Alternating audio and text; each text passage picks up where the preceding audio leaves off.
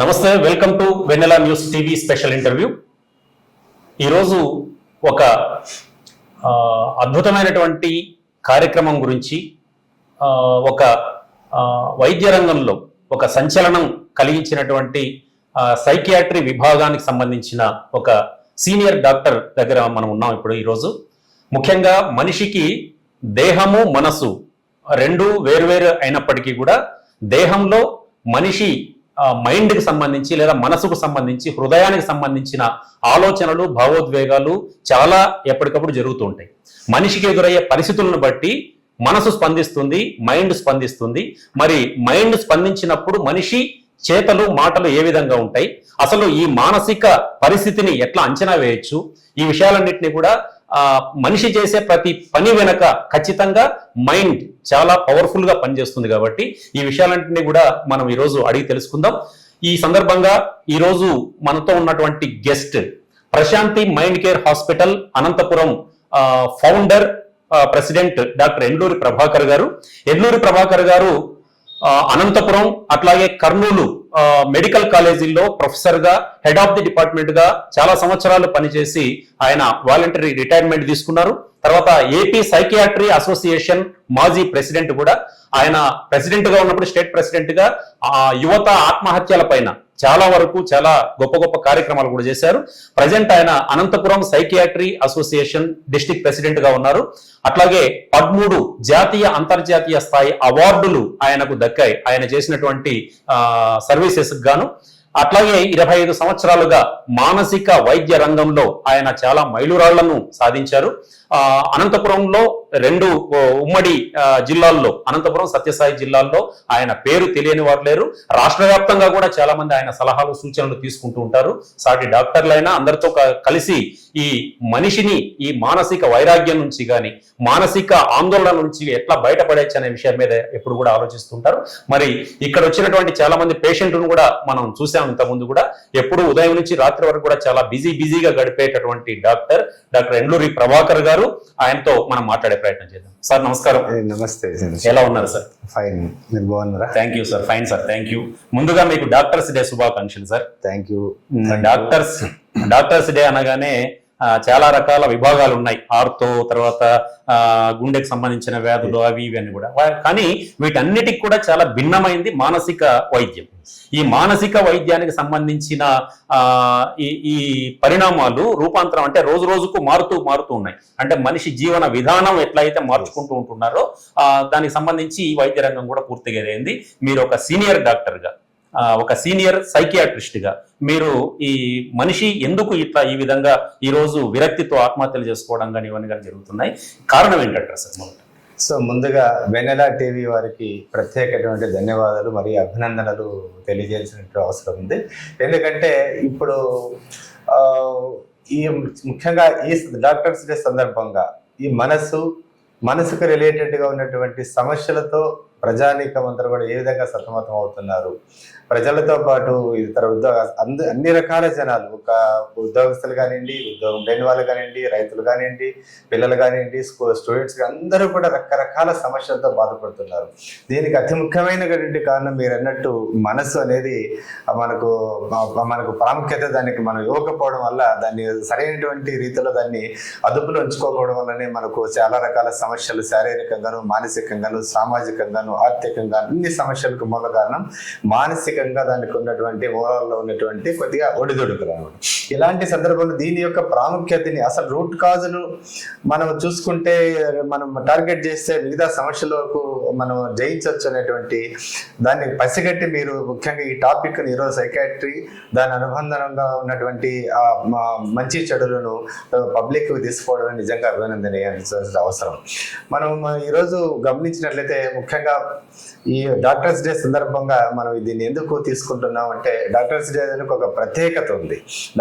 చాలా రకాల ఉంటాయి. మహిళా దినోత్సవం అంటారు, లేకుంటే ఫాదర్స్ డే, అది మదర్స్ డే, అన్ని రకరకాలు. బట్ డాక్టర్స్ డే అంటే అందరి డేలే అట్లా కాకుండా దీనికి ఒక ప్రత్యేకత ఉంది అనమాట. డాక్టర్స్ డే యొక్క ప్రత్యేకతను ప్రజలే కాదు, ముఖ్యంగా డాక్టర్లు తెలుసుకోవాల్సినటువంటి అవసరం ఉంది. ఎందుకంటే డాక్టర్స్ డే మనం ఒక భారతదేశంలో జరుగుతామంటే, మనకు బీసీ రాయ్ అనేటువంటి ఒక డాక్టర్ వెస్ట్ బెంగాల్లో సీఎం గా చీఫ్ మినిస్టర్ గా పనిచేశారనమాట. తను ఎంత డెడికేటెడ్ డాక్టర్ అంటే అంత డెడికేటెడ్. తన యొక్క వైద్య రంగంలో ఏ స్థాయికి పోయినా కూడా తన యొక్క వృత్తిని, తన యొక్క ప్రాథమిక విద్యను, వైద్యాన్ని దాన్ని దూరం చేసుకోకుండా ఎంత ఎత్తుకు ఎదిగినా సరే మంచి స్టేజ్లోకి పోయి పాలిటిక్స్లోకి ఎంటర్ అయ్యి ఒక స్టేట్కి చీఫ్ మినిస్టర్ అయిన తర్వాత కూడా తను ఒక పేద ప్రజలకి ఎంత బిజీగా ఉన్నా కూడా తను రోజు పడుకునే లోపల కనీసం 5 నుంచి 10 మందికి వైద్యం చేసే పనుకోడు. ఎంత బిజీగా ఉంటాడు చీఫ్ మినిస్టర్ అంటే మనకు తెలుసు ఎంత వాళ్ళు బిజీగా ఉంటారు. ఫుడ్ తినడానికి కూడా టైం ఉండదు. అలాంటి పరిస్థితుల్లో కూడా మినిమం 5 నుంచి 10 మందికి ఫ్రీగా వైద్యం చేసి తను పడుకునేవాడు. అంటే ఎంత డెడికేటెడ్గా, ఎంత స్వార్థం లేకుండా దానికి ఎంత వైద్య రంగానికి యొక్క ప్రాముఖ్యతను ఇచ్చే తన పని చేస్తాడు అనమాట. సో అందుకోసం యాక్చువల్గా యాదృచ్ఛికంగా బీసీ రాయ్ గారి యొక్క జన్మదినము మరణదినం రెండు ఒకే రోజు. So July 1st. సో అతను 1882 సంవత్సరంలో జన్మించి 1962లో అతను మరణించాడు. సో దానికి యాదృచ్ఛికంగా డెత్ డే అండ్ బర్త్డే రెండు ఒకే రోజు కావడం తన యొక్క విశిష్టతను, తన యొక్క వైద్యం పట్ల, వైద్య రంగానికి ఉన్నటువంటి సేవలను మన యొక్క భారతదేశం మనం గమనించి తనకు ప్రజలకి, తనకు ముఖ్యంగా బాధపడుతున్న పేషెంట్స్ యొక్క ఉపశమనం కలిగించడంలో తన యొక్క పాత్ర ఏంటి, సో ఎంత డెడికేటెడ్గా పనిచేయాలి అనే ఉద్దేశంతో తన యొక్క సేవలు గుర్తించి మన ఇండియాలో దాన్ని డాక్టర్స్ డేను జూలై 1st తన పేరు పైన మనం జరుపుతూ ఉంటాం అనమాట. ఈ సందర్భంగా ప్రతి డాక్టరు కూడా బీసీ రాయ్ గారి యొక్క సేవలు, అతని యొక్క డెడికేషను, అతని యొక్క మంచితనం, అతని యొక్క సేవా గుణము అన్నింటినీ గమనించి తన యొక్క నడవడికను మన అందరికీ అలవాటు చేసుకొని పేద ప్రజలకు ఉపయోగపడాలి. ముఖ్యంగా అనారోగ్యంతో బాధపడుతున్నటువంటి ప్రతి ఒక్కరు కూడా ఉపశమనం కలిగించడానికి ప్రతి ఒక్క డాక్టర్గా పోషించాలి. ఈ ప్రాముఖ్యతను గమనించి మన వైద్యాన్ని యొక్క ఎంతో నోబెల్ ప్రొఫెషన్ అయినటువంటి ఈ దీన్ని మనము ప్రజలకు మన యొక్క ధర్మాన్ని నిర్వర్తిస్తూ ప్రజలకు అందుబాటులో నుంచి ఉపశమనం కలిగించాలనే ఉద్దేశంతో డాక్టర్స్ డే అనేది జరపబడతా ఉందన్నమాట.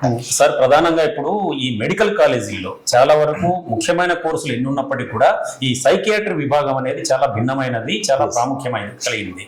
మరి మీరు హెడ్ ఆఫ్ ది డిపార్ట్మెంట్ గా ఉన్నప్పుడు అనంతపురం మెడికల్ కాలేజీలో ఈ పీజీసీ కోర్సులు అక్కడ ప్రవేశపెట్టి ఇది చేశారు, అంటే చాలా కృషి చేశారు. దాని గురించి వివరించండి. సో యాక్చువల్గా ఇప్పుడు ఇది యొక్క ఫర్ ఎగ్జాంపుల్ చాలా రకాల సమస్యలకు, అది శారీరక సమస్య కావచ్చు, సామాజిక సమస్య కావచ్చు, ఆర్థిక సమస్య కావచ్చు, మూల కారణం ఏంటంటే మనసు. ఇప్పుడు ఉదాహరణకు ప్రపంచ ఆరోగ్య సంస్థ యొక్క నిర్వచనం ప్రకారం ఆరోగ్యం అంటే శారీరకంగాను, మానసికంగాను, సామాజికంగాను సమానంగా అన్ని మంచిగా ఉండాలి. కేవలం వ్యాధి డిసీజ్ లేనంత మాత్రాన ఆరోగ్యంగా ఉన్నట్లు కాదు. ఓకే. సో సామాజికంగానూ బాగుండాలి, శారీరకంగా బాగుండాలి, అన్నిటికంటే మానసికంగా బాగుండాలి. మన శారీరక హెల్త్ పట్ల అందరూ అవగాహన కలిగి ఉన్నాం భయంకర బాగా. ఇప్పుడు ఆకలి లేదంటే ఆకలికి పోయి ట్రీట్మెంట్ తీసుకుంటాం, జ్వరం వస్తే జ్వరం తీసుకుంటాము, జబ్బులు వస్తాయని టీకాలు వేయించుకుంటాము, లేక మంచి ఆహారమైనటువంటి ఫుడ్, న్యూట్రిషియస్ ఫుడ్ తీసుకుంటాము. జ్వరం వస్తే డైరెక్ట్ గా మెడికల్ షాప్ పోయి నాకు జ్వరం మాత్రం అయినటువంటి అవగాహన కలిగి ఉన్నాం. బట్ ఈ శరీరంలో ఉన్నటువంటి శారీరకంగా ఉన్నటువంటి ఊపిరితిత్తులు కానివ్వండి, హార్ట్ కానివ్వండి, లేకుంటే జీర్ణ వ్యవస్థ కానివ్వండి, లేకుంటే సెక్షువల్ ఫంక్షన్ కానివ్వండి, నాడీ వ్యవస్థ, అన్నిటి కూడా దానికి సెంటర్స్ అన్ని కూడా బ్రెయిన్ లో ఉంటాయి. బ్రెయిన్ ఈ నాడీ వ్యవస్థ యొక్క పనితీరుని మనము ఏమంటాం అంటే ఆ ఫంక్షనల్ ఎలిమెంట్ మైండ్ అంటాం. సో మన అంటే సరే మనకు రూట్ కాని నియంత్రించేటువంటి స్విచ్చెస్ అన్ని కూడా మనకు బ్రెయిన్ లో ఉంటాయి. మనం మెయిన్ బ్రెయిన్ దాని యొక్క పనితీరు అనేటువంటి మైండ్ ను దాన్ని కంట్రోల్ చేసుకోకుండా, దానికి ఇంపార్టెన్స్ ఇవ్వకుండా, దానికి ఒక కేర్ తీసుకోకుండా మనకు దానివల్ల కలిగే అనర్థమైనటువంటి శారీరక జబ్బులు ఇలాంటి వాటికి ఎక్కువ ట్రీట్మెంట్ తీసుకోవడం వల్ల మనకి వైద్యం పట్ల కొంత ఇది అపరాధ భావం ఉండేది. సైకియాట్రీ అంటే ఏదో మెంటల్ జబ్బులతో చూస్తారు కాబట్టి అడిగి పోతే మెంటల్ అయిన ముద్ర వేస్తారు. సైకియాట్రిస్ట్ అంటే మెంటల్ పేషెంట్ గా చూస్తారైతే ఒక ఇన్ఫీరియారిటీ కాంప్లెక్స్. దానివల్ల సైకియాట్రిక్ అట్లా ఈవెన్ పేషెంట్స్ డాక్టర్ దగ్గర పోయేది కాదు, ఆఖరికి డాక్టర్లు కూడా సైకియాట్రిక్ కోర్స్ తీసుకోవాలంటే భయపడారు. మెంటల్ డాక్టర్ అనే అంటారే తీసుకుంటే మన ఈవెన్ చదివేటప్పుడు కూడా చదివేటప్పుడు ఇది నాకు ఉంది, ఇది నాకు ఉంది, ఇది నాకు ఉంది, నాకు ప్రాబ్లం అని ఆ సైకియాట్రిక్ సబ్జెక్ట్ చదవడానికే భయపడారు. వెస్టర్న్ కంట్రీస్ లో కొన్ని చోట్ల ఏంటంటే ప్రతి స్కూల్ ఏజ్ నుంచి సైకాలజిస్ట్, సైకాట్రిస్ట్ స్కూల్లో అందుబాటులో ఉంటారు. ఒక ఆర్గనైజేషన్ లో 100 మంది పనిచేస్తుంటే వాళ్ళకి అందుబాటులో కంపల్సరీ వాళ్ళ యొక్క మానసిక మానసిక ఒత్తిడి ఏమైనా ఉందా, వాళ్ళ అవుట్పుట్ ఎలా తీసుకురావాలి, వాళ్ళ మనసు బాగుంటే హ్యాపీగా ఉంటేనే వాళ్ళ యొక్క పనితీరు పెరుగుతుంది కాబట్టి వాళ్ళ అవుట్పుట్ ఆ విధంగా మనం తీసుకురావాలి. బట్ ఇండియాలో అట్లా కాదు, పూర్తిగా వాళ్ళు సతమతం అవుతూ బాధపడుతూ వాళ్ళకి ఆఖరికి పని చేయడానికి చెప్పుకోలేక ఆఖరి సూసైడ్ స్టేజ్ పోయేంత వరకు కూడా దీనికి అవగాహన లేదు. ఇప్పుడు కూడా భారతదేశంలో ఏమిటంటే చాలా వరకు ఇంత అవగాహన కల్పించినప్పుడు కూడా వైద్యం పట్ల ఇప్పుడు కూడా ఎడ్యుకేటెడ్స్ కూడా అంతర వైద్యం, భూత వైద్యం, మంత్ర వైద్యం చేయించుకుంటారు తప్ప డైరెక్ట్ గా సైకాట్రిస్ట్ ద్వారా భయపడిపోతున్నాడు. కాబట్టి గతంలో కన్నా ఇప్పటికి ఏమన్నా అవేర్నెస్ పెరిగింది? చాలా పెరిగింది. ఎక్కువ ఎట్లా పెరిగిందంటే చాలా రకాల శారీరక జబ్బులకు మూల కారణం మానసిక ఒత్తిడి. ఫర్ ఎగ్జాంపుల్ సాధారణ ప్రజలకు మన అర్థం ఏంటంటే గమనించినట్లయితే ఈ మధ్య ఒకప్పుడు 50 ఏళ్ళకు 60 ఏళ్ళకు బీపీ కానివ్వండి, షుగర్ కానివ్వండి, గుండె జబ్బులు వచ్చేటివి. ఇప్పుడు 30 ఏళ్ళకే షుగర్ పేషెంట్లు అయిపోతున్నారు. 40 ఏళ్ళకే మోకాలు నొప్పులు వచ్చి ఆపరేషన్ చేయించుకుంటున్నారు. 20 ఏళ్ళకే హార్ట్ అటాక్స్ వస్తున్నాయి. 25-30 ఏళ్ళ మధ్య సడన్ గా ఎలాంటి లక్షణాలు లేకుండా సడన్ గా హార్ట్ అటాక్స్ వచ్చి చనిపోతున్నారు. సో చాలా మంది నిద్ర మాత్రలు పడుతున్నారు.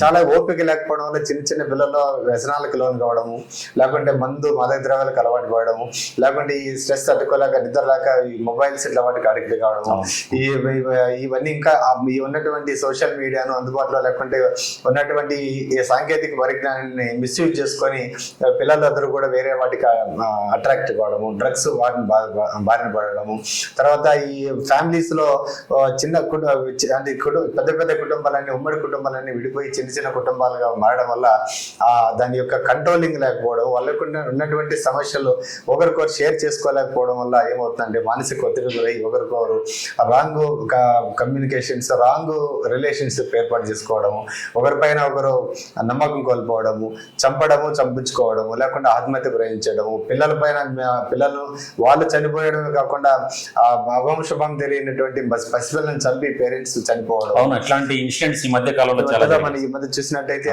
ఇవన్నీ కూడా మానసిక జబ్బుల కింద వస్తాయి. చాలా మంది అవగాహన లేకపోవడం వల్లనే, దీనికి మైండ్ కు మనసుకు ఇంపార్టెన్స్ ఇవ్వకపోవడం వల్ల ఇలాంటి రకరకాల శారీరకంగాను, మానసికంగాను, సామాజికంగాను అవన్నీ కూడా సమస్యలు వస్తాయి. తర్వాత నిన్న కూడా ఒక ఇన్సిడెంట్ ఇట్లాంటి జరిగింది.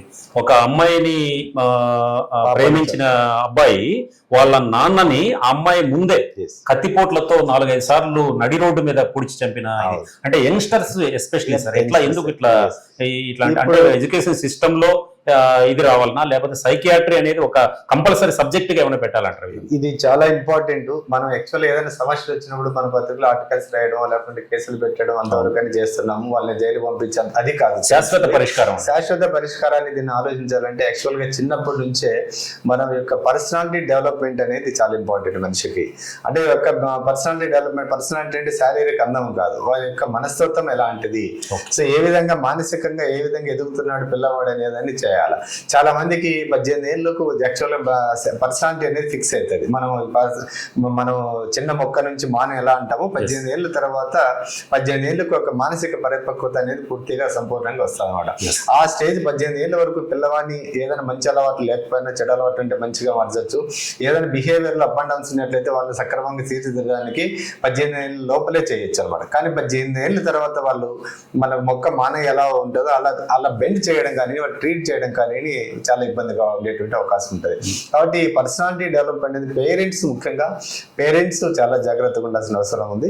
అదేవిధంగా స్కూల్లో మనం పేరెంట్స్ తర్వాత స్కూల్ టీచర్స్ ఎలాంటి పిల్లలను గమనించాల్సిన అవసరం ఉంది. మన యొక్క పిల్లలను పెంపకంలోనే చాలా మందికి ఫాల్ట్. ఇప్పుడు అట్లా కేసులో కొన్ని ఎగ్జాంపుల్స్ చెప్తాను. ఇప్పుడు రేపు కేసులో పాల్గొనేటువంటి పిల్లలు కానివ్వండి, లేకుంటే ర్యాష్ డ్రైవింగ్ చేసి డ్రగ్స్ తీసుకొని డ్రైవింగ్ చేసి యాక్సిడెంట్ వాళ్ళు చేయడమే కాకుండా రోడ్డు వేలు చెప్పడం కానివ్వండి, యాసిడ్ దాడులు చేసేటట్లు కానివ్వండి, చిన్న వయసులోనే ఈ బెట్టింగ్లకు అలవాటు పడి వీళ్ళందరూ కూడా ఆ ఇంట్లో నుంచి చెప్పుకోలేక అప్పులు ఎక్కువైపోయి వాళ్ళు బయట సూసైడ్ చేసుకోవడమే కాకుండా వాళ్ళు ఈ మంచి ప్రొఫెషనల్ స్టూడెంట్స్ కూడా కొంతమంది దొంగతనాలు చేయడము, కేవలం కొన్ని 5,000-10,000కి నేరస్తులను చంపడం, ఇలాంటి దొంగతనాలను పార్టిసిపేట్ చేయడం లాంటి జరుగుతాను. బట్ వీళ్ళు ఏంటంటే వీళ్ళందరికీ పేరెంట్స్ యొక్క గైడెన్స్ సరిగ్గా లేకపోవడం, పేరెంట్స్ యొక్క పెంపకంలో అంటే వీళ్ళ పేరెంట్స్ మాట వినే స్థాయి దాటిపోవడం, పేరెంట్స్ వాళ్ళు కూడా అవగాహన లేకపోవడం వల్ల ఇట్లాంటి వచ్చేటువంటి అవకాశం ఉంటుంది. కాబట్టి వీళ్ళను ఇప్పుడు కొన్ని ఎగ్జాంపుల్ మనం చిన్నప్పుడు పిల్లలకి ఏంటి మానసిక జబ్బులు ఏంది అనేది అనుకుంటాం. అవును, చాలా మంది మా దగ్గరకు వస్తుంటారు, సార్ మా పిల్లోడు 10 ఏళ్ళ నుంచి మా మాట వినట్లేదు, సెల్ ఫోన్ పగొడతాడు, టీవీలు పగొడతాడు, స్కూల్ పోడు, ఏమైనా మాట్లాడుతున్నా కోపం ఎక్కువైంది, నేను చనిపోతుంటాడు. ఇంకా మా పేరెంట్స్ చెప్తే రావాలని మేము సంవత్సరం నుంచి ట్రై చేస్తున్నాం, మా వాళ్ళు ఎవరో మా పెద్దోళ్ళు మా అమ్మ మా నాన్న ఒప్పుకోవట్లేదు, పిల్లోడికి ఏంది మనసు జబ్బులు ఏంటి అంటే సార్ అని. అంటే యాక్చువల్ అది రాంగ్. అది ఇప్పుడు ఉదాహరణకు ADHD అనేది ఒక డిజార్డర్ ఉంది. ADHD attention deficit and hyper activity disorder అంటారు. చాలా మంది పిల్లలు దాదాపు ప్రతి 100 మందిలో ఇప్పుడు 5 to 6 మెంబర్స్ దీంతో సఫర్ అవుతుంటారు. ఇది జనరల్ గా ఏమవుతుందంటే పిల్లలు 3 నుంచి 5 సంవత్సరాల వయసులో ఉన్న పిల్లలు దీనికి ఈజీగా మనం గుర్తుపట్టేటువంటి అవకాశం ఉంటుంది. ఉదాహరణకు హైపర్ యాక్టివిటీ అంటే ఒక చోటు కుదుటిగా ఉన్నాడు, ఎక్కడము దూకడము ప్రమాదాన్ని గమనించి అంటే ఏ ఒక్క నిమిషం కూడా కుదుటిగా సీట్ లో కూర్చోలేరు అనమాట. దాన్ని అది ఒకటి. తర్వాత వాళ్ళకి తెలివితేటలు బాగుంటాయి, అటెంటివ్ గా ఉంటారు, మన పక్కన ఏం జరుగుతుంది, ఏం చెప్పాలా, పేరెంట్స్ ఏం చెప్తున్నారు పక్కన అంటే దాన్ని గమనించుకోకుండా అటెన్షన్ అనేది ఉండదు. తర్వాత ఇంపల్సివిటీ అంటారు. ఇంపల్సివిటీ విపరీతమైన కోపం, వాళ్ళు అడిగింది ఇవ్వకుండా కింద తల బాదుకోవడం, కింద పడి దొరలడం, లేకుంటే వస్తువులు విసరడం, రిమోట్ హైపర్ యాక్టివ్. ఇప్పుడు ఏదైనా ఎవరైనా ఇంటికి వస్తే కూడా వీళ్ళకే భయపడుతుంది, మన పిల్లలు తేడా అనుకుంటున్నాను. సో ఇది ఏంటంటే ఒక 3 నుంచి 4 సంవత్సరాలకు ఒక రకంగా రెక్టిఫై అయితే చాలా మందికి. ఆ స్టేజ్ లో ప్రాపర్ గా పేరెంట్స్ వాళ్ళకు బిహేవియర్ మార్చడానికి ఇంటర్ఫియర్ కాలేదు అనుకోండి, నెక్స్ట్ స్టేజ్ ఏమవుతుందంటే వాళ్ళకు 6 to 12 years మధ్యలో కాండక్ట్ డిజార్డర్ గా మారేటువంటి అవకాశం ఉంటుంది. నెక్స్ట్ స్టేజ్ అనమాట. కాండక్ట్ డిజార్డర్ అంటే ఏంటంటే ఆ టైంలోనే స్కూల్ ఎగ్గొట్టడం, అబద్ధాలు బయట తిరగడం, అంటే చిన్న పిల్లలు అంటే స్కూల్ ఎగ్గొట్టేసి బయట తిరగడం, పేరెంట్స్ కి అబద్ధాలు చెప్పడం, అంటే ఇంట్లో వచ్చినటువంటి ఇప్పుడు 5 రూపాయలు 10 రూపాయలు 100 రూపాయలు తెలియకుండా తీయడం, తర్వాత సింపుల్ గా అది 5 నుంచి 12 వయసులో కాండక్ట్ డిజార్డర్ అంటారు. ఇప్పుడు ఈ వయసులో ఉన్నటువంటి పిల్లలు 10th ఇంటర్మీడియట్ వచ్చేళ్ళకి ఈ మధ్య చాలా రకాల పిల్లలు మనకు నిజంగా అది ఎంత భయంకరమైనటువంటి అంటే 10th క్లాస్ పిల్లలు అసలు అవి చెప్పలేదు. 10th క్లాస్ పిల్లలు డ్రగ్స్ గంజాయి పిల్లలు తీసుకుంటారు. 6 నెలల నుంచి ఇట్లా మా పిల్లడు సన్నగా అయిపోతున్నాడు, కళ్ళని ఎర్రగా అవుతున్నాయి, బట్ మా దగ్గర ఏం వాసన రాదు, ఏం రాదు, ఉన్నటువంటి తిరగబడతాడు, ఏదో గంట సేపు అట్లా పోయిస్తాడు, మా వాటికి వచ్చినాక ఎంతగా ప్రవర్తిస్తాడు. సరే, డ్రగ్స్ కి సంబంధించి చెప్పండి, చాలా మంచి టాపిక్. నెక్స్ట్ ఇది ఈ స్టేజ్ అనమాట. కాంటాక్ట్ డిజార్డర్ లో ఇవన్నీ వ్యసనాలకు అలవాటు ఏంటి ఆ టైంలోని పేరెంట్స్ డిమాండ్ చేయడం, డబ్బు డిమాండ్ చేయడం, లేకపోతే బైకులు కావాలని కొత్త మొబైల్స్ డిమాండ్ చేయడం, ఇవన్నీ చేసేటువంటి అవ్వాలి. ఈ టైంలో చాలా మంది ఏంటంటే మా పేరెంట్స్ చూపించరు, టీచర్స్ వార్న్ చేస్తుంటారు, మీ పిల్లోడు అబద్ధం చెప్తున్నాడు, లేకపోతే సరిగ్గా చదవట్లేదు, కానీ పేరెంట్స్ ఒక భయం, మన పిల్లోడికి ఏదైనా సైకాట్రిస్ట్ దగ్గర పోతే ముద్ర వేస్తారని ఒక భయం, మన పిల్లోడిని మనం దాన్ని హైడ్ చేసి వాని బిహేవియర్ ను డిమాండ్ ను పక్కింటోడు ఎదురింటో ఎన్నుకుండా కప్పెట్టడానికి ఏదో ఒక వ్యసనాన్ని అలవాటు చేస్తున్నాం, డబ్బులు వేయడమో బైక్ కొనియడమో చేసి వాళ్ళు సప్రెస్ చేస్తున్నా. దీన్ని ఎట్లా మేనేజ్ చేయాలి, దీని భవిష్యత్తు దీన్ని కంట్రోల్ చేయకుండా పర్యవసానాలు ముఖ్యమైన విషయం ఒకటి చెప్పాలి ఇక్కడ, గుర్తు చేయాలి. డ్రగ్స్ కి అలవాటు పడిన పిల్లల్లో అసలు లక్షణాలు మెయిన్ ప్రధానంగా ఎట్లా ఉంటాయి, దాన్ని ఎట్లా మనం అవాయిడ్ చేయొచ్చు? ఇప్పుడు ఈ కండక్ట్ డిజార్డర్ ఉన్నటువంటి పిల్లలు అక్కడ గేట్ వే డ్రగ్స్ అంటారు, అక్కడే స్టార్ట్ చేసే వాళ్ళు ఏంటంటే ఈ పన్పరాగలు, గంజాయి, తర్వాత సిగరెట్స్, ఆల్కహాల్ స్టార్ట్ చేస్తారు. ఈ స్టేజ్ లో కొంత దొంగగానో అవకాశం వచ్చినట్టు చేస్తుంటారు. వీళ్ళని ఈ పీరియడ్ రిస్క్ గ్రూప్ ని ఎట్లా గమనించాలంటే అబద్ధాలు చెప్పడము, స్కూల్లో బాగా చదివి పిల్లలు వెనకబడిపోవడము, మితిమీరిన కోపం రావడము, ఇలాంటివి ఉంటాయి. ఈ డ్రగ్స్ బారిన పడినారు ఎట్లా కనుక్కోవాలంటే ఇప్పుడు ఒకప్పుడు స్మోక్ చేశారనుకోండి స్మెల్ వస్తాయి, తెలిసిపోతుంది. ఇప్పుడు స్మోకింగ్ అనేది అసలు అది మైనర్ అనుకోవాలన్నమాట. ఆ స్మోకింగ్ చేస్తే చేసుకోండి సార్, గంజాయి దాక్కోండి సార్ స్టేజ్కి వెళ్ళిపోతారు. సో కాబట్టి ఇప్పుడు నెక్స్ట్ ఏంటంటే ఇప్పుడు కొన్ని టొబాకో ప్రొడక్ట్స్ వచ్చాయి, వాటిలో ఏంటంటే అవి అడిక్ట్ కావడానికి కొన్ని కెమికల్స్ ఉంటాయి, ఈ మధు అనో చాలా రకాల పేర్లు ఉంటాయి, ఆ కెమికల్స్ ఏంటంటే ఒక 10 రోజులు వేసుకున్న తర్వాత వాడు ఏంటంటే అలవాటు అయిపోతారు, వెళ్ళిపోతారు, దానికి అడిక్ట్ దాని నుంచి బయటపడలేరు. సో ఇప్పుడు ఏంటంటే కొంతమంది ఇలాంటి బిహేవియర్ ప్రాబ్లం అంటే యువతను కొంతమంది సమాజంలో ఉన్నటువంటి యాంటీ సోషల్ అసాంఘిక శక్తులు ఉంటాయి, వాళ్ళు ఏంటంటే డ్రగ్స్ అమ్మి బతికే ఉంటారు. సో ఇలాంటి వాళ్ళకి వేరే వేసి వాళ్ళు వాళ్ళకి cash చేసుకుంటారు. అలవాటు చేసి క్యాష్ చేస్తారు. Okay. అది ఒక చైన్ లాగా పోతా ఉంటుంది అవును. వాళ్ళు ఏం చేస్తారంటే ఇప్పుడు వానికి అలవాటు చేస్తారు, ఒకసారి తీసిన తర్వాత వానికి హై ఫీలింగ్ వస్తుంది, అవును అవును హై అనే ఫీలింగ్ వస్తుంది. అంటే వానికి ఎక్కడ లేని ఉత్సాహం, లేకుంటే ఏదో లోకంలో తెలియపోతుంది. డైలేషన్, ఆ డోపమైన్ అనేది ఎక్కువ అవుతుంది. అది ఆనందాన్ని కలిగించేటువంటి హార్మోన్ ఎక్కువైనప్పుడు అవును. వాడికి కొన్ని తెలియని లోకంలో పోతాడు. తప్ప రైట్ ఆ టైంలో మంచి చెడు చేస్తున్న విశేష జ్ఞానం పోతాడు. కోల్పోతారు. సో అది ఒకసారి తీసుకున్న తర్వాత మళ్ళీ ట్రయల్ చేయడానికి సార్. ఓకే ఇవి వాడు ఏం చేస్తాడు, వాడి యొక్క ఎక్స్పెన్స్ ఇంకోటి చెప్పి అలవాటు చేస్తాడు. ఓకే ఈ డ్రగ్స్ అమ్మే వాళ్ళు ఏం చేస్తారంటే వీని ఫ్రీగా ఇచ్చి వాని ద్వారా ఇట్లా బిజినెస్ చేస్తారు, చైన్ సిస్టమ్ మొత్తం అది Chain system. వ్యాపిస్తుంది మొత్తం. వ్యాపిస్తుంటది. సో ఈయనకేమన్నా ఫ్రీగా వస్తుంటది కాబట్టి ఈయనకి డబ్బులు ఉండవు, వాడు ఇంకోనికి అలవాటు చేసి ఈ విధంగా జనరల్ గా చేసేటువంటి ఇది అనమాట. ఈ వాళ్ళకు అట్లాంటి కేసెస్ ఏమన్నా వచ్చాయా సార్ మీ దగ్గర? అంటే ఇక్కడ చాలా సంబంధించి వస్తుంది, ఎట్లా వాటిని అవాయిడ్ చేస్తారు? చాలా వస్తుంటాయి. అది నెక్స్ట్ స్టేజ్ ఏంటంటే ఇప్పుడు ఈ కండక్ట్ డిజార్డర్ అనేది ఇప్పుడు అంటే 6 నుంచి 12-14 సంవత్సరాల వయసు దీన్ని మేనేజ్ చేయకపోతే నెక్స్ట్ స్టేజ్ అనేది అంటే ఇంటర్మీడియట్ డిగ్రీ తర్వాత పర్సనాలిటీ డిజార్డర్ అంటున్నాను. Okay. ఆ పర్సనాలిటీ డిజార్డర్ లో అది డేంజరస్ స్టేజ్. అంటే ఇవన్నీ ADHD కానీ లేకుంటే ఇవన్నీ కండక్ట్ ప్రాథమిక ఇవన్నీ కూడా మనం ఈ స్టేజ్ లో ఏ స్టేజ్ లో దాన్ని సరిగా పేరెంట్స్ కానీ స్కూల్ కానీ సెట్ చేయకపోతే okay next personality disorder. Personality disorder 18 years వస్తుంది, వాడు మేజర్ అవుతాడు, ఫిజికల్ గా బాగుంటాడు, పేరెంట్స్ కంట్రోల్ లో పోతుంది. ఇప్పుడు చిన్నపిల్లడితే మనం కొట్టచ్చు, వాడితో పెద్ద పిల్లలు కొడితే వెళ్ళిపోతాడు అంటే వాడు కొడతాడు. మరి జనరల్ నేను మేజర్ నా ఆస్తి నాకు ఇచ్చేయండి, ఏం పుణ్యాన్ని కన్యావన్నా ఎవరికైనా అడుగుతుంటారు. ఎదురు అడుగుతాంటే నా పుణ్యాన్ని కన్యావా నా ఆస్తి నాకు ఇచ్చేసి మీరు అవుతాం అవుతుంది అనమాట. సో అట్లా డిమాండ్ చేయడం, డ్రగ్స్ అలవాటు పడడం, తర్వాత ఆ స్టేజ్ లోనే కరెక్ట్ గా మనం ఎక్కడో చోట సిటీస్ కి పంపించేస్తాం. ఏది ఇంటర్మీడియట్ అయిపోతే బీటెక్ సిటీస్ కి వెళ్ళిపోతే సిటీ కల్చర్ లో విపరీతమైనటువంటి కల్చర్. ఈ రిలీఫ్ సెంటర్స్ ఏమైనా ఉన్నాయా సార్? లేదా మెడిసిన్స్ ద్వారా ఏమైనా చాలా ఉంది. ఈ ముఖ్యంగా ఈ పిల్లలను మనం రైట్ టైం లో బిహేవియర్ బట్టి ఐడెంటిఫై చేయొచ్చు ఎలాంటి డ్రగ్స్ ఓకే పడతా, ఈ డ్రగ్స్ ఎందుకు అలవాటు పడుతున్నారు, ఈ డ్రగ్స్ ఇన్ఫ్లుయెన్స్ తో అబ్బాయి ఏం తప్పులు చేస్తున్నాడు, ఎలాంటి వ్యక్తులతో పరిచయాలు పెట్టుకుంటున్నాడు, ఈ డబ్బు కోసం ఈ ఆన్లైన్ బెట్టింగ్స్ కానివ్వండి, లేకుంటే ఈ రుణ యాప్ లోన్ యాప్లు తీసుకొని చాలా మంది లోన్ యాప్లు తీసుకుంటారు. అది పేరెంట్స్ తెలిసే లోపల అప్పులు అయిపోయింటాయి. అప్పును కవర్ చేసుకోవడానికి ఫ్రెండ్స్ అందరి దగ్గర వాడు చేస్తారు, వాళ్ళు వచ్చి మీద పడతారు. దాన్ని తెలుసుకోలేక మళ్ళీ ఇంట్లో ఏదో ఒకటి చెప్పి డిమాండ్ చేయడమో, లేకుంటే సూసైడ్ చేయడమో, లేకుంటే ఈ కొన్ని ఇల్లీగల్ యాక్టివిటీస్ ప్రాక్టీస్ చేయడం, ఇలాంటి చేసేటువంటి అవకాశం. ఈ బిహేవియర్ లో తేడా ఉందంటే ఈ అబ్బాయి మనవాడు ఎక్కడో చోట దారి తప్పాడు. ఆ డ్రగ్ ఇన్ఫ్లుయెన్సా లేకుంటే పర్సనల్ ఇన్ఫ్లుయెన్సా, ఈ డ్రగ్ ఇన్ఫ్లుయెన్స్ లో చాలా మంది ఈ వెల్ బీయింగ్ అనేటువంటి హార్మోన్, హ్యాపీ కలిగించే హార్మోన్లు బ్రెయిన్ లో ఒత్తిడి అంటే ఎక్కువ కావడం వల్ల వాళ్ళు ఎంజాయ్ చేద్దాము, ఇన్నోవేషన్ కోరుకుంటారు. సో కొత్త కొత్త రిలేషన్షిప్ ప్రాక్టీస్ చేయడము, మంచి కాస్ట్లీ డ్రెస్సులు కావాలి, గొప్పగా ఉండాలి, వాళ్ళ పేరెంట్స్ ఎంతో పాపం బోర్ పీపుల్ ఉంటారు, గొప్పగా ఉండాలి, లేకుంటే ఈ లవ్ అనే పేరుతో ప్రేమ అనే పేరుతో ప్రేమించడము. తర్వాత కొత్తగా ట్రెండ్ ఏంటంటే లివింగ్ రిలేషన్షిప్ అని చెప్పేసి కొన్ని రోజులు పేరెంట్స్ తెలియకుండా రిలేషన్షిప్ లో ఉండడము.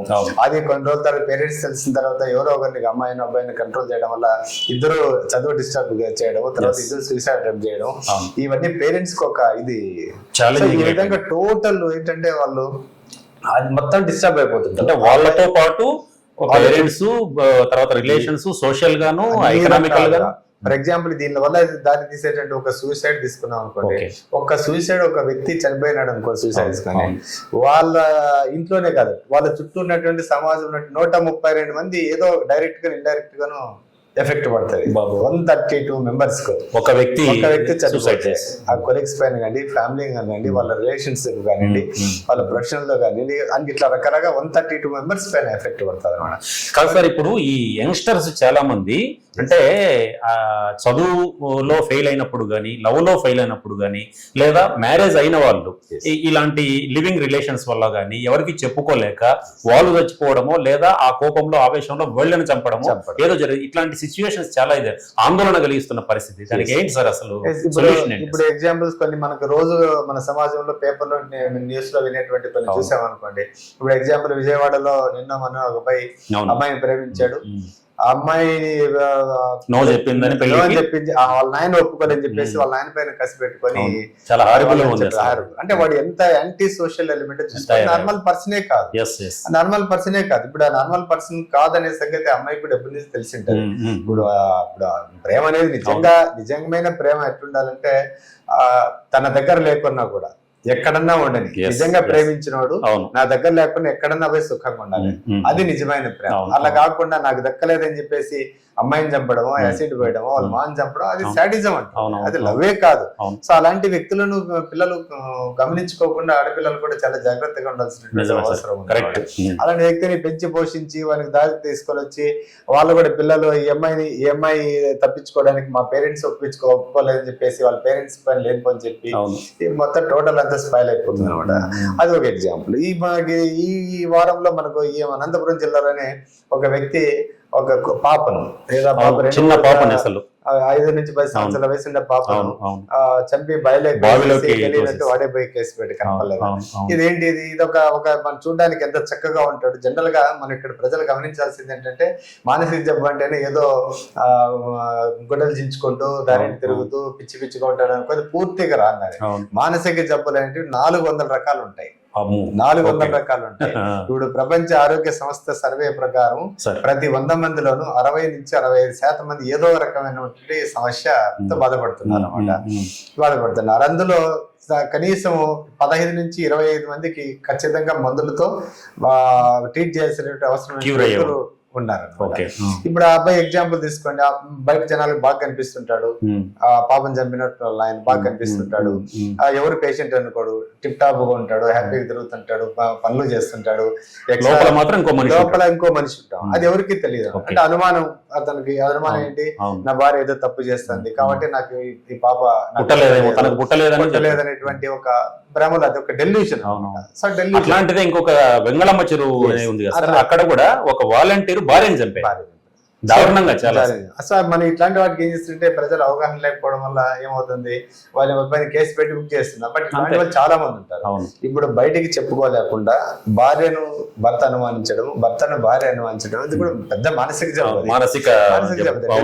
డెల్యూషనల్ డిజార్డర్స్ అంటారు. అసలు దాదాపు 60-70 ఫ్యామిలీస్ లో చాలా మంది ఉన్నాయి. కానీ వీటికి ఇది ఒక మానసిక జబ్బు అని తెలియదు. వాళ్ళ ట్రీట్మెంట్ ఒప్పుకోరు. ఎంతసేపు కి వాళ్ళ క్యారెక్టర్, పార్ట్నర్ యొక్క క్యారెక్టర్ మంచిదైనప్పుడు కూడా వాళ్ళకి అనవసరంగా రైట్ అనేది అనుమానం వచ్చేసి వాళ్ళని వేధించడము, దాన్ని తట్టుకోలేక వాళ్ళని హింసించడము, పిల్లల మధ్యలో ఇబ్బంది పెట్టడం, పిల్లలకి అమాయకులైనటువంటి వాళ్ళు చంపడమే కాకుండా వాళ్ళకి పేరెంట్స్ ఫాదర్ పైన పిల్లలకు ఫీడ్ చేయడం నెగిటివ్ గా, ఫాదర్ మదర్ పైన నెగిటివ్ గా చెప్పడం, పిల్లల వాళ్ళ యొక్క మానసిక స్థితిని సర్వనాశనం చేయడం జరుగుతాయి అన్నమాట. ఇవన్నీ కూడా మానసిక జబ్బుల కింద వచ్చేటువంటి అవకాశం ఉంది. బట్ ఇవన్నీ గమనించి దీనికి వైద్యం ఉంది అనేటువంటిది గమనించాల్సిన ఫస్ట్ ఆఫ్ ఆల్ అది బాగా ప్రాచుర్యం పొందాలి అసలు. అవసరం ఉంది.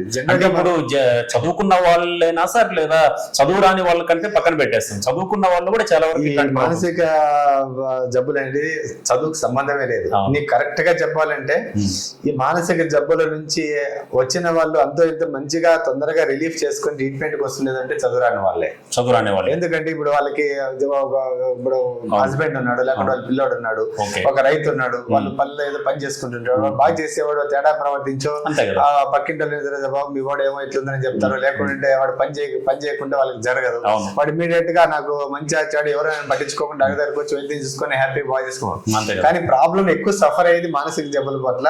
ఉన్న ట్రీట్మెంట్ చేసుకుంటే అది స్టిగ్మా వల్ల, సోషల్ స్టిగ్మా వల్ల ఆడిపోతే ముద్ర వేస్తారు. వాళ్ళ మనసు ఒప్పుకోరు, మా వాడికి ఏంది మెంటల్ ఏంది, నాకేంది మానసిక జబ్బు. మానసికంగా అంటేనే మెంటల్ అనే ఓడుతో భయపడి తీసుకోరు. సో అది కప్పు పెట్టుకొని ఇంకోరు కనబడకుండా వాళ్ళు మేనేజ్ చేసి పూర్తిగా కప్పు పెట్టడం వల్ల వాళ్ళ యొక్క మొత్తం వాళ్ళకి సమస్య వచ్చి పడేటువంటిది. కాబట్టి బాగా ఇబ్బంది పడుతున్నటువంటి వాళ్ళండి ఎడ్యుకేటెడ్స్, వాళ్ళ యొక్క ఫ్యామిలీస్ ఎక్కువ మంది ఇబ్బంది పడుతున్నారు. అంటే అవగాహన ఉంటుంది వాళ్ళకి, డబ్బులు ఉంటాయి వాళ్ళకి చూపించుకోవడానికి, వాళ్ళు కూడా ఏంటంటే రావడానికి కేవలం ఈ సోషల్ స్టిగ్మా వల్ల వాళ్ళు రాకుండా వాళ్ళు ఇబ్బంది పడేటువంటి అవకాశం ఉందన్నమాట. ఫైనల్ గా ఈ తల్లిదండ్రులకు, తర్వాత ఇట్లాంటి మానసికంగా బాధపడుతున్నటువంటి యంగ్స్టర్స్ కు మీరు ఇచ్చే సలహాలు, సూచనలు ఏంటి సార్? ఒకటి, ఇది మానసిక వైద్యం అంటే అదేదో కొత్త ఇది అనుకోవాల్సిన అవసరం లేదు. మనిషికి శారీరకంగా దగ్గు, పడిసము, జ్వరం ఎంత కామన్ గా వస్తాయో అంత కామన్ గా మైండ్ కి వస్తాయి. అది వెరీ కామన్. అది ఆ మెంటల్ అనే పదాన్ని మనం దాన్ని ఆ పదం వల్ల మనం ఏదో నాకు వేరే అనుకోవాల్సినటువంటి అవసరం ఏం లేదు. Very common. శారీరక జబ్బులు ఎంత సాధారణం, అంతకన్నా సర్వసాధారణం ఈ మానసిక జబ్బులు. కానీ దీనికి ఒక అవగాహన కలిగి ఉండాలి. ఇది మనకు బిగినింగ్ లోని మనకు కొన్ని రకాల టిప్స్ ద్వారా సింపుల్ కౌన్సిలింగ్ కానీ మనకు ఉన్నటువంటి సాధక బాధలను మనకు నచ్చిన వాళ్ళతో కానీ ఫ్రెండ్స్తో కానీ శ్రేయోభిలాషులతో కానీ లేకుంటే టీచర్స్తో కానివ్వండి చెప్పుకొని మనకు దానికి రిలీఫ్ పొందేటువంటి అవకాశం ఉంటుంది. తర్వాత ఈ యొక్క వాస్తవిక అంగ బతకాలి.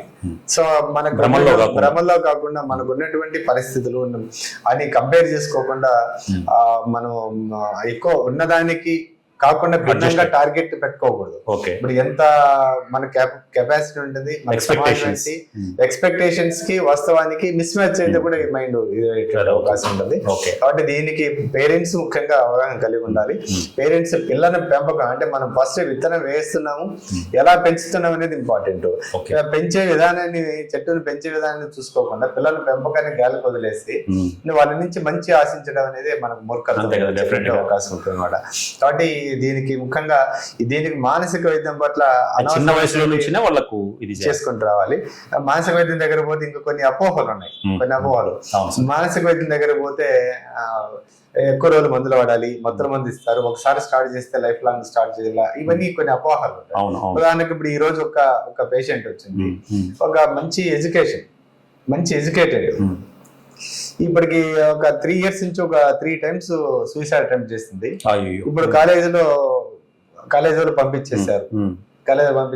పాప ఏంటి ఆలోచన, మంచి స్టూడెంట్, ర్యాంక్ స్టూడెంట్, కాలేజ్ మీద దూకుదామా లేకుంటే చనిపోదామని సివియర్ అటెంప్ట్స్ వాళ్ళు పేరెంట్స్ కి అప్పచెప్పారు. పేరెంట్స్ ఈరోజు తీసుకొని వచ్చారు. పేరెంట్స్ వాళ్ళు ఏమంటారు, వాళ్ళు సార్ మా పాపకు మందుల వల్ల ఏమైనా సైడ్ ఎఫెక్ట్ ఉంటాయా, నెంబర్ 1. ఓకేనా, మనిషి బ్రతుకుంటేనే సైడ్ ఎఫెక్ట్. ఇప్పుడు 3 times సూసైడ్ అటెంప్ట్ చేసింది, ఇడిస్తే దూకుతాను, బస్ కింద పోయి పడదాం, క్లినిక్ బయట అని చెప్పేసి అంత వార్నింగ్ ఇస్తున్నా పాప. సరే ఈ పాపకి స్కూల్ కాలేజీ పంపించదండి ఇప్పుడు అని చెప్పాను. లేదు సార్ కాలేజీ వాళ్ళు ఒప్పుకోరని. ఒరే ఆ పాప చనిపోతానంటే కాలేజ్ బతికితేనే కదా. మూడో పాయింట్, సరే నేను కాలేజీ కావాలంటే బాబు నా లెటర్ రాసిస్తాను, మీ బాబు బతికించిన తర్వాత ఫెయిల్ అయితే ఏమైంది 6 నెలల తర్వాత పోవచ్చు, ఈ లెటర్ చూస్తే ఏ ఊరైనా ఏ ప్రొఫెసర్ అయినా కూడా మీ బాబు నేను అటెండెన్స్ ఇవ్వకుంటారు. తర్వాత మీరు ఆ వాళ్ళ పర్మిషన్ ఇవ్వనప్పుడు మీరు పేరెంట్స్ ఉన్నారు కదా, ఒకరన్నా పోయి ఆ పాప దగ్గర ఉండి అంటే మేమిద్దరు బిజీ సార్, మాకు వీలు కాదు సార్ అంటే అమ్మాయి కన్నా కూడా అంటే ఇప్పుడు ఎట్లా ఏం ఆలోచిస్తున్నారు చెప్పు. సరే అన్ని ఇచ్చేసి వాళ్ళకు పేరెంట్స్ కి కౌన్సిలింగ్ ఇచ్చేది కాదు, నీ దగ్గర పెట్టుకొని నేను లెటర్ ఇచ్చి నేను కాలేజీకి ఫోన్ చేసి చెప్తాను, నేను నంబర్ పిలుచుకొని చేసిన తర్వాత 10 రోజులు తల్లిదండ్రులు ఆ మాత్రం కూడా రిస్క్ తీసుకోకపోతే, రెస్పాన్సిబిలిటీ తీసుకోకపోతే అమ్మాయి అట్లా తయారు కావడానికి కారణం కూడా అదే. 4వ పాయింట్, సార్ ఈ మందులు ఒకసారి మొదలు పెడితే చాలా లావ్ అవుతారంటే సార్. అంటే ఈ ఎడ్యుకేటెడ్ ఇద్దరు ఎంప్లాయీస్ మన అంటే అవగాహన చూడండి, మనిషి బ్రతుకుంటే లావ్ అయితే సన్నగా కావచ్చు, కాలేజ్ పోతే 6 నెలల తర్వాత చేయొచ్చు, లేకపోతే మంచి బ్రతకాలతోనే లేకపోతే అలా కాకుండా 4 లాస్ట్ లో పోతే సార్ ఈ రోజు నైట్ అవుట్ చేయొచ్చు కదా చదువుకోవడానికి, ఎగ్జామ్స్ నెక్స్ట్ మంత్ ఉన్నాయి అంటే అట్లా. కాబట్టి ఇప్పుడు మనకు తెలియకుండా పిల్లలను ఇండైరెక్ట్ గానే మనం వాళ్ళకి ఒత్తిడి గురి చేసి వాళ్ళ యొక్క తప్పుదారి పట్టుకున్న వాళ్ళ యొక్క మానసిక ఉన్నటువంటి దానిపైన కాకుండా ఓవర్ ప్రెజర్ చేయడం వల్ల కూడా వాళ్ళు మానసిక ఒత్తిడి గురై తెలివితేటలను ఉపయోగించుకోకుండా ఉన్న తెలివితేటలు వెనకబడము, లేకుంటే మేము జస్టిఫై చేయలేకపోతున్నాము అని చెప్పి ఓవర్కమ్ కాలేకపోతున్నాం అనేటువంటి దాంతో డిప్రెషన్ గురై వాళ్ళు సూసైడ్ ప్రవర్తించడం జరిగినటువంటి అవకాశం ఉంది. కాబట్టి పేరెంట్స్ పిల్లలను ఎక్కువ ఒత్తిడి చేయకూడదు, సమస్యల నుంచి తట్టుకునే తయారు చేయాలి. ఒక ఇంపార్టెంట్ పాయింట్ ఏంటంటే గుర్తుపెట్టుకోవాలి, మనం ఒక ఎగ్జాంపుల్ చెప్తాను. 10th క్లాస్ మంచి టాప్ 10 లో ఉంటారు స్టేట్ లో, తర్వాత ఇంటర్మీడియట్ లో స్టేట్ ర్యాంకు, ఎంసెట్ లో మంచి ర్యాంకు, 100 లోపల దీంట్లో ర్యాంక్ వచ్చింది, ఇంజనీరింగ్ కాలేజీలో మంచి టాప్ కాలేజీలో సీట్ వచ్చింది, ఫ్రీ సీట్ వచ్చింది, 3rd year లో క్యాంపస్ సెలెక్షన్ లో జాబ్ వచ్చింది, 22 సంవత్సరాలకే ప్యాకేజ్, సంవత్సరానికి 30 లక్షల ప్యాకేజ్. సో హ్యాపీగా 23 ఏళ్ళు 24 ఏళ్ళకి ప్యాకేజ్ 34 లక్షల ప్యాకేజ్ సంవత్సరానికి. పెళ్లి చేశారు, 6 నెలలకు విడాకులు. సో మరి నువ్వు 10th rank, intermediate rank, EAMCET లో ర్యాంకు, కాలేజ్ క్యాంపస్ లక్షల డబ్బు, మరి అన్ని నంబర్ 1 కాబట్టి అది పేరెంట్స్ గమనించాలి. చదువు అనేది లైఫ్ లో ఇంపార్టెంటే కానీ అదే ఒక జీవిత సమస్య లాగా కావద్దు. చదువు ఇస్తే నీకు ర్యాంక్ రావచ్చు, డబ్బులు రావచ్చు, కానీ మనిషి అంత రాదు. పిల్లవాడిని ఎలా సమస్యలు సమాజంలో జీవితంలో సమస్యలు వస్తే ఎట్లా ఎదుర్కోవాలి, సో ఆ మానసిక స్థైర్యాన్ని స్థైర్యాన్ని నింపొందాలి. సమస్యల నుంచి బయటపడాలంటే మన సమస్యలకు ఎక్స్పోజ్ చేయాలి. సమస్యకు ఆ సమస్య చెప్తే పని చెప్తేనో లేకుంటే టైం వేస్ట్, మార్కులు రావు, వెనకబడిపోతారని చెప్పేసి నువ్వు చదువులో మాత్రం ఇది చేస్తున్నారు కదా, బట్ రియల్ లైఫ్ లో మీరు అట్లా ఫ్లాగ్ చేస్తున్నాం.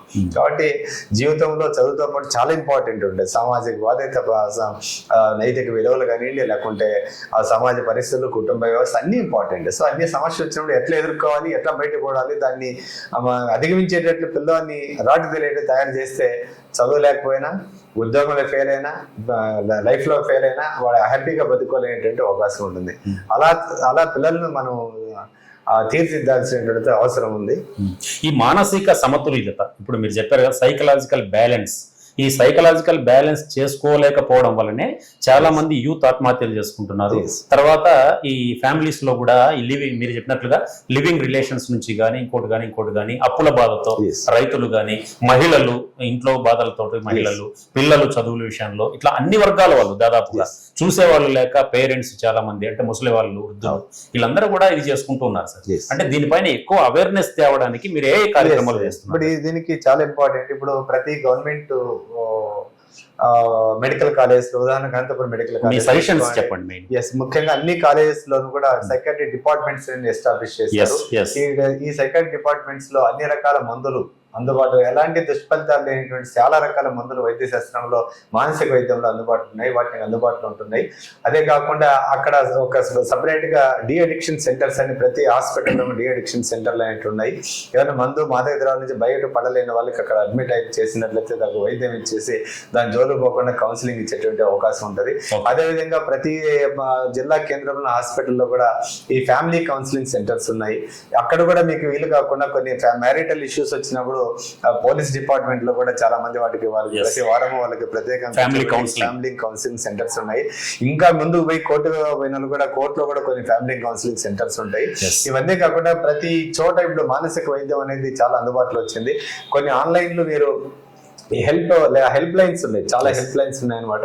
వీటిని మనకు ఒక హెల్ప్ లైన్ ఫర్ మన సైకలాజికల్ హెల్ప్ అంటే కూడా వాళ్ళు ఇమీడియట్ గా మనకు రకరకాల సెంటర్స్ అందుబాటులోకి వస్తాయి. వీటిని మనం మన యొక్క షేర్ చేసుకోవచ్చు. మన క్రైసిస్ లో ఉన్నప్పుడు ఎట్లా బయటకు కూడా టిప్స్ ఇచ్చేటువంటి అవకాశం ఉంటుంది. మనకు ఉన్నటువంటి సమస్యలను బయటకు చెప్పుకొని శ్రేయోభిలాష దగ్గర కానివ్వండి, లేకుంటే ఫ్రెండ్స్ కానివ్వండి, మీడియా పీపుల్ దగ్గర కానివ్వండి, వచ్చే పేరెంట్స్ గైడెన్స్ తీసుకున్నట్లయితే దీని నుంచి బయటపడేటువంటి అవకాశం ఉంటుంది. అంతేకాని స్ట్రెస్ ని తట్టుకోవడానికి శారీరకంగా ఎక్సర్సైజ్ ఎట్లా చేస్తామో మానసికంగా కూడా డైలీ యోగా, మెడిటేషన్ లాంటి ప్రాక్టీస్ చేయడం కానివ్వండి, డైలీ ఒక 1 hour ఎక్సర్సైజ్ చేయడం కానివ్వండి, మనిషికి ఉత్సాహాన్ని కలిగించేటువంటి ఒక మ్యూజిక్ వినడం కానివ్వండి, లేకుంటే ఇష్టమైనటువంటి వ్యక్తులతో మాట్లాడడం కానివ్వండి, పేరెంట్స్ పిల్లలు కలిసి భోంచేయడం, కలిసి కామన్ గా తీసుకొని మానవ సంబంధాలు, తర్వాత ఈ విధంగా బంధువులు, ఇవన్నీ చాలా ఇంపార్టెంట్. కుటుంబ వ్యవస్థ కానివ్వండి, ఈ రిలేషన్స్ ఒకరికొకరి యొక్క సహకారం ఎంత అనేదాన్ని కూడా మనం పెంచి పోషించినట్లయితే స్ట్రెస్ లో ఉన్నప్పుడు మనకు ఒక అవుట్లెట్ లాగా ఉండి మనకు రిలీఫ్ ఉండి మనకు మానసిక ఒత్తిడి కాకుండా ఉండేటువంటి అవకాశం ఉంటుంది. సార్, గతంలో మీరు స్టేట్ ప్రెసిడెంట్ గా AP psychiatry association AP state president గా ఉన్నప్పుడు ఆత్మహత్యల నివారణ దినోత్సవం రోజు విజయవాడలో చాలా అద్భుతమైన కార్యక్రమం చేశారు. అంతా మెడికల్ ను, తర్వాత డాక్టర్స్ ను, వీళ్ళందరినీ కలిపి ఇట్లాంటి కార్యక్రమాలు భవిష్యత్తులో కూడా చాలా అవసరం. ఒకే రోజు సూసైడ్ ప్రివెన్షన్ డే రోజు పోలీసుల యొక్క సహకారం, తర్వాత ఈ జ్యుడిషియరీ వాళ్ళకి సహకారం, మీడియా వాళ్ళకి సహకారం, డాక్టర్ల యొక్క మానసిక విధుల సంఘం at a time state wide భారీగా ఎక్కడా జరగలేదు ఇండియాలో. అట్లా భారీగా ర్యాలీ చేసి అవగాహనకు ఒక్కటే దీని మార్గం. మేమున్నాము, సూసైడ్ యొక్క అది మార్గం కాదు. సూసైడ్ అనేది అది తిరిగి చర్య, దానికి ఒక మార్గం ఉంది. లైఫ్ ను వృధా చేసుకోకూడదు. సో అది కరెక్ట్ కాదని నిదానాన్ని పబ్లిక్ లో అవగాహన పెంచడానికి ఇలాంటి కార్యక్రమాలు ప్రతి అందరూ చేయడం, పాంప్లెట్ల ద్వారా కానివ్వండి, మీడియా ద్వారా కానివ్వండి, లేకుంటే ప్రతి ఈ ఎడ్యుకేషన్ ఇన్స్టిట్యూట్స్ ముఖ్యంగా స్ట్రెస్ సిలబస్ లో కూడా ఈ సైకియాట్రీని ఒక పాఠ్యాంశంగా పెట్టాలి. యాక్చువల్ గా ప్రతి స్కూల్లో కూడా ఉంటుంది, ఆన్ పేపర్ ఉంటుంది. సైకాలజిస్ట్ కంపల్సరీ ఉండాలి, అపాయింట్మెంట్ ఉంటేనే వాళ్ళకి స్కూల్స్ పర్మిషన్ ఇవ్వాలి. మామూలుగా నిబంధన ఉంది, కానీ ఆన్ పేపర్ ఎవరు ఉండరు అనమాట. కాబట్టి అక్కడ దానికి ఎంతసేపు అవుట్లెట్ కోసం ఎవరు ప్రయత్నం, ఎస్పెషల్లీ కార్పొరేట్ స్కూల్ కాలేజీలు పెట్టాలి. కాబట్టి అవగాహన ఒకటే మనకు అందుబాటులో ఉన్నటువంటి ఆత్మహత్యల పట్ల కానివ్వండి, ఆ సమస్యల పట్ల కానివ్వండి, ఆర్థిక సమస్యలు ఎట్లా జయించాలి, శారీరక సమస్యలు ఎట్లా జయించాలి, కుటుంబంలో రిలేషన్స్ ఎట్లా ఉండాలి, స్టూడెంట్స్ డ్రగ్స్ బారిన పడకుండా ఎలా ఉండాలి, ఈ చట్టాల పట్ల అవగాహన కలిగి ఉండాలి. సో ఇవన్నీ కూడా అన్ని పోలీస్ వ్యవస్థ, గవర్నమెంటరీ, మెడికల్, మీడియా వీళ్ళందరూ కూడా అవగాహన కల్పించినట్లయితే డెఫినెట్ గా వీటి నుంచి మనం ఉపశమనం కలిగించే అవకాశం ఉంది. వీటన్నిటికీ కూడా ఉపశమనం అనే వర్డ్ ఎందుకు యూజ్ చేస్తున్నారంటే డాక్టర్స్ డే సందర్భంగా పేషెంట్స్ కి ఊరికే కూర్చొని డ్రగ్స్ రాయడం ఒకటే కాదు, దానికి వాళ్ళ యొక్క ఉపశమనం కలిగించేటువంటి 4 మాటలు చాలా రిలీఫ్ ఇస్తాయి. చాలా ఇంపార్టెంట్. కాబట్టి ఈ యొక్క బీసీరా యొక్క మెయిన్ ఈ రోజు ఉద్దేశం ఏంటంటే పేషెంట్స్ యొక్క సింపతి, ఎంపతి అన్ని ఉండాలి. ఒక వ్యాపార దృక్పథంతో మనం పేషెంట్స్ చూడకూడదు. వాళ్ళ యొక్క ఓపికగా వాళ్ళ యొక్క సమస్యలు వినాలి, వాళ్ళకి రిలీఫ్ కలిగించాలి, కాన్ఫిడెన్స్ క్రియేట్ చేసే ఒక 4 మంచి మాటలు చెప్పాలి. వాళ్ళు భరోసా కల్పించినట్లయితే ఈ హీలింగ్ అంటే ఈ వాళ్ళకి ఉన్నటువంటి రోగం నుంచి, జబ్బు నుంచి తొందరగా కొనుక్కోవడానికి ఒక మానసికంగా వ్యాధి నిరోధక శక్తి పెరిగేటువంటి అవకాశం ఉంది. కాబట్టి మనం పేషెంట్స్ ను ఒక మానవతా దృక్పథంతో మనం ట్రీట్ చేసేటువంటి అవసరం ఉంది. ఈ ప్రాముఖ్యతను మనం ముఖ్యంగా డాక్టర్లు దీని యొక్క అవగాహన పెంచుకొని సామాజిక బాధ్యతను కూడా, సమాజంలోని ప్రతి వర్గం కూడా సామాజిక బాధ్యతలతో మెలిగి మనం పేషెంట్స్ ట్రీట్ చేసినట్లయితే అందరూ బాగుండేది, మన వృత్తికి న్యాయం చేసినట్టు ఉంటుంది అనేది నా భావన. Sir, Prashanti mind care hospital చాలా మందికి చాలా దగ్గరైంది. ఎందుకు దగ్గరైంది అంటే చాలా మంది మీరు అన్నట్లుగా దినచర్యల్లో భాగంగా స్ట్రెస్ ఫీల్ కావడం కానీ, అనుమానాలు కానీ, లేదా డబ్బు అప్పుల పాలైన వాళ్ళు కానీ, లేదా శారీరక మానసిక సమస్యలతో వచ్చిన వాళ్ళందరూ దాదాపు ఇక్కడ వస్తున్నారు. మీరు చూసిన కేసెస్ లో చాలా వరకు మీరు ఎంతమందికి అట్లాంటి ధైర్యాన్ని ఇచ్చి దాదాపు సూసైడ్ కేసుల వరకు, అంటే అంచుల దాకా, ఆత్మహత్యల అంచుల దాకా పోయిన వాళ్ళని కూడా మీరు రక్షించిన సందర్భాలు. మరి మీ ప్రశాంతి మైండ్ కేర్ ఉద్దేశాలు, లక్ష్యాలు ఏంటి సార్? ఇప్పుడు యాక్చువల్గా నేను నాకున్నట్టు 25 ఏళ్ళ సర్వీస్ లో చాలా సాటిస్ఫైడ్. అంటే కొంతమంది ఏంటంటే ఇప్పుడు అంటే వేరే ఏ ప్రొఫెషన్ కూడా ఇంత రాలేదు, సంతృప్తి అంటే వాళ్ళు ఫ్యామిలీలే కొన్ని నిలబెట్టాం. వాళ్ళు ఇచ్చేటువంటి ఫీడ్బ్యాక్ ఏంటంటే మనం ఎప్పుడో 10 ఏళ్ల కింద ట్రీట్ చేసి ఉంటాం. ఆ రోజు టోటల్ ఫ్యామిలీ కట్టకట్టుకొని చదువుకుదామని వచ్చాం. లాస్ట్ లో ఒక సలహా ఇస్తే ఒక వచ్చాము. సరే, ఆ రోజు చనిపోయింటే మన చిన్న పిల్లలు, ఈ పిల్లడు చూడండి ఈ రోజు ఇంజనీరింగ్ స్టూడెంట్, ఈ రోజు డాక్టర్ అని చూపిస్తారు. కాబట్టి మనం ఇచ్చేటువంటి సలహాలు ఒకటే కాకుండా ఈ రేడియో ద్వారా కానివ్వండి, ఆర్టికల్స్ ద్వారా కానివ్వండి, ఈ కొన్ని జన విజ్ఞాన వేదిక, సోషల్ మీడియా కానీ అన్ని కాలేజెస్ లో కానీ వీటి కూడా ఈ ప్లాట్ఫామ్ ను మనం ఇక అవకాశం ఉన్నప్పుడు కాలేజెస్ లో పోయి కొన్ని అవగాహన కార్యక్రమాలు చేయడం వల్ల చాలా మంది అవగాహన పెరిగి చాలా మంది డెఫినెట్ గా వాళ్ళు మంచి లబ్ధి పొందుతున్నారు అనేటువంటి ఫీలింగ్ ఉంది. ఈ ప్రొఫెషన్ నిజంగానే చాలా హ్యాపీగా ఉంది. ఈ డాక్టర్స్ డే సందర్భంగా నిజంగా మీరు అట్లాంటి సంతృప్తిగా, ఆత్మ విశ్వాసంతో ఇట్లాంటి వాళ్ళందరినీ కూడా కాపాడుతున్నారు. వాళ్ళు మీ దగ్గరికి వచ్చి కృతజ్ఞతలు కూడా చెప్తున్నారు. కొంతమందితో కూడా మేము కూడా మాట్లాడాం, ఇంతకుముందు కూడా మాట్లాడాం. వాళ్ళందరూ కూడా ప్రశాంతి మైండ్ కేర్ అంటే నిజంగా ప్రశాంతత ఉంది మాకు హృదయంలో. ఇక్కడికి వచ్చిన తర్వాత మిమ్మల్ని కలిసిన మీరు చెప్పే మాటలు కావచ్చు, మీరు ఇచ్చే మందుల కన్నా కూడా ఎక్కువ మాటలు, అంటే వాళ్ళకు ఒక రకమైనటువంటి ఒక స్థైర్యాన్ని ఇస్తున్నారు మీరు అసలు. సార్, ఫైనల్ గా చెప్పండి, మీరు ఎప్పుడు ఈ వైద్య రంగంలోకి రావాలనుకున్నారు? మీ ఫ్యామిలీ బ్యాక్గ్రౌండ్ ఏంటి? నాన్నగారు, అమ్మగారు, మీరు ఎవరు ఇన్స్పిరేషన్? మీ ఫ్యామిలీ విశేషాలు చెప్పండి సార్. యాక్చువల్ గా మాది పుట్టపర్తి మండలం బుగ్గపల్లి అనేటువంటి ఒక చిన్న గ్రామం. మా ఊరికి ఇప్పుడు కూడా బస్సు లేదు. మా parents pure agriculture, mother illiterate, father ఏదో చిన్న పేరు. ఇద్దరు, చెన్నయ్య నాన్న పేరు, వెంకటమ్మ అమ్మ పేరు. బుగ్గపల్లిలో మా పేరెంట్స్ పూర్తిగా కేవలం చిన్న పొలంలో పనిచేసుకొని మమ్మల్ని చదివించినటువంటి ఇది మాత్రమే. అప్పుడు ఏంటంటే చదువు యొక్క అప్పుడు ఆ టైంలో మనకి పెద్దగా అవకాశాలు లేవు. బట్ సొంతంగా పేరెంట్స్ యొక్క శ్రమను, వాళ్ళ యొక్క కోరికలను ఎలా అంటే పిల్లలు మనం కష్టపడుతున్నాం వల్ల కష్టపడి చదవాలనే ఉద్దేశంతో వాళ్ళ యొక్క శ్రమను గుర్తించి చదవడం అనేది జరిగింది. జరిగిన తర్వాత అక్కడ ఆ ఏరియాలో దాదాపు చాలా మంది ఉన్నటువంటి 2-3 డాక్టర్లో నేను కూడా ఒకప్పుడు, ఆ కొడుకు డాక్టర్ లేరు. సో నేను ఆ విధంగా కర్నూలు మెడికల్ కాలేజ్లో ఫ్రీ సీట్ తీసుకొచ్చి మీరు ఫీల్డ్ లోకి వచ్చినప్పుడు ఇంకా అవేర్నెస్ చాలా తక్కువ. తక్కువ ఉంది. అసలు కర్నూలు మెడికల్ కాలేజీలో మంచి ర్యాంక్ తో 300 స్టేట్ ర్యాంక్ 300 స్టేట్ ర్యాంక్ తో అక్కడ చేయడం జరిగింది. ఆ చేరిన తర్వాత ఇమ్మీడియట్ గానే నాకు కొంత ఇమ్మీడియట్ గా జాబ్ వచ్చింది. జాబ్ వచ్చిన తర్వాత మా ఏరియాలోనే చేయాలనే ఉద్దేశంతో కొత్త చెరువు పిహెచ్సి ప్రాథమిక ఆరోగ్య కేంద్రంలో జాబ్ వచ్చింది. జాబ్ వచ్చిన తర్వాత అక్కడ చాలా ఒకప్పుడు బాగున్నటువంటి హాస్పిటల్ కొంత అధ్వాన స్థితిలో ఉంది. అక్కడ రోజుకి 30 నుంచి 40 మంది పేషెంట్లు వచ్చేటువంటి పేషెంట్లు కేవలం ఒక సంవత్సరంలో రోజుకి 400 మెంబర్స్ పేషెంట్ చూసేది అంత ఓపీని పెంచాము.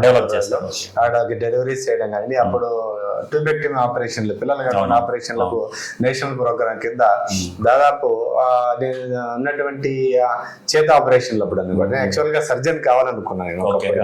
సర్జన్ కావాలనుకుంటే ఆశ ఉండేది. కానీ ఆ టైంలో ఈ పిఎస్సి లో పనిచేసేటప్పుడు నేను పనిచేసినటువంటి 2 years లో 10,000 మందికి ఆపరేషన్ చేశాను నేను చేత ఆపరేషన్. దాంతోనే అప్పుడు నాకు స్టేట్ బెస్ట్ డాక్టర్ అవార్డు ట్యూబెక్టమీలో కూడా మన స్టేట్ గవర్నమెంట్. సో అక్కడ ఆ టైంలోనే మన రూరల్ సర్వీస్ బాగా చేయాలి.